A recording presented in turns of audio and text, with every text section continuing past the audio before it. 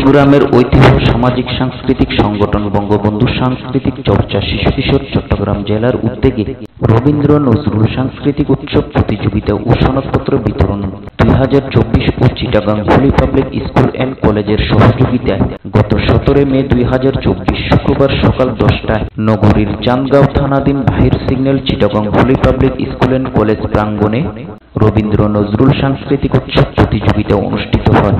সংগঠনের সাধারণ সম্পাদক ও আবৃত্তি প্রশিক্ষক সাবরিনা আফরোজার সভাপতিত্বে সংগঠনের প্রতিষ্ঠাতা পরিচালক মধু চৌধুরীর সঞ্চালনায় রবীন্দ্র নজরুল সাংস্কৃতিক উৎসব প্রতিযোগিতা উদ্বোধন করেন Chittagong holy public school and কলেজের প্রিন্সিপাল অধ্যক্ষ সজীব সিং। প্রধান অতিথি হিসেবে উপস্থিত ছিলেন সংগঠনের উপদেষ্টা কবি ও লেখক গবেষক ডাক্তার উদয় শঙ্কর রায়।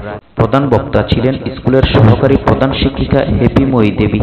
প্রধান আলোচক হিসেবে উপস্থিত ছিলেন সংগঠনের অর্থ সম্পাদক সুভাষ দেবনাথ। বিশেষ অতিথি হিসেবে উপস্থিত ছিলেন স্কুলের সহকারী শিক্ষিকা লিমা ঘোষ, সংগঠনের যুগ্ম সাধারণ সম্পাদক বায়ুজিৎ ফরাইজি, বিশিষ্ট ব্যবসায়ী ও সাংস্কৃতিক ব্যক্তিত্ব সেলিমুল্লাহ চৌধুরী। সবাই বক্তারা বলেন, রবীন্দ্রনাথ নজরুল বাঙালির অনন্ত প্রেরণার উৎস।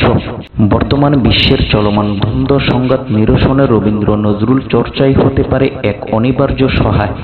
একটি সংস্কৃতি বান্ধব, সুখী, সমৃদ্ধ ও সাম্যের বাংলাদেশ গঠনে রবীন্দ্রনাথ ও নজরুলের আদর্শ ও দর্শন প্রজন্ম থেকে রবীন্দ্র নজরুল সাংস্কৃতিক উৎসব প্রতিযোগিতা শেষে মেধাবী ক্ষুদে নৃত্যশিল্পী বিজয়ীদের রবীন্দ্র নজরুল সনদপত্র ও পুরস্কার বিতরণ করা হয়।